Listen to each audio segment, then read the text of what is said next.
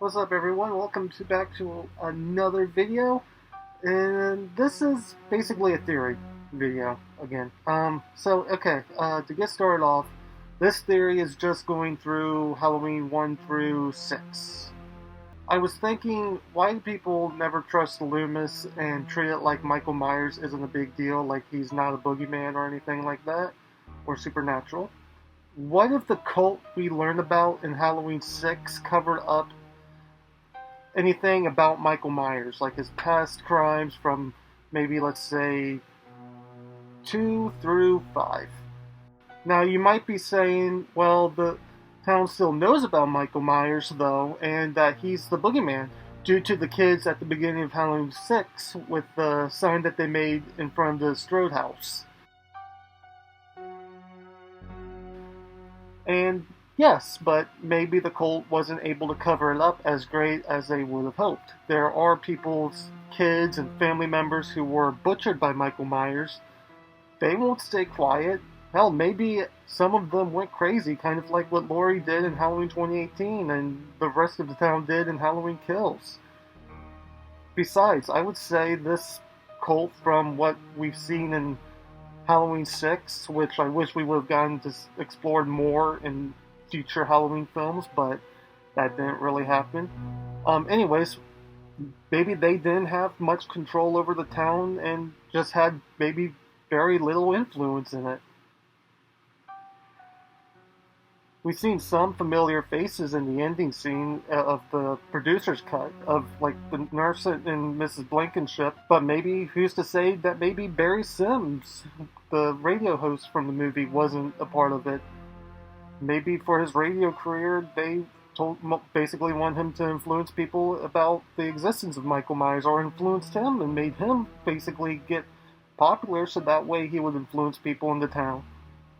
Besides, it's kind of weird that one of the sanitarium vans was there and the radio van was there, and they both kind of looked the same, where he got confused and went into the wrong one.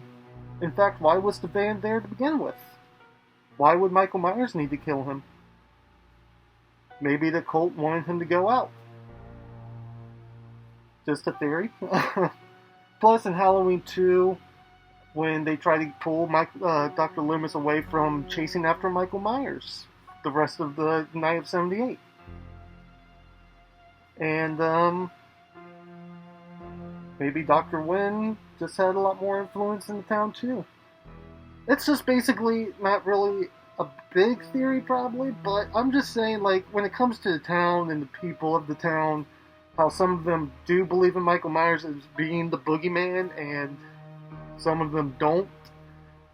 Maybe there's somewhat of a cover-up from the cult, is basically what I'm saying. And I kind of wish we got to explore more with the cult in future Halloween films, but we didn't really get that. I kind of find the cult a little bit interesting. I know some people either hate it or don't mind it as much, but I kind of wonder where this would have led up to in future Halloween films. Is all I'm kind of saying. So I'm just thinking maybe they do have a bit of influence in the town, probably cover things up to help Michael Myers kill off his bloodline, so that way people won't get in the way of the Myers bloodline, surviving. So that's basically my theory, is that they influence the town and, just interfere and try to help Michael Myers. But that's basically it. I guess now I'll just throw it back at you, the audience, or whoever's watching this.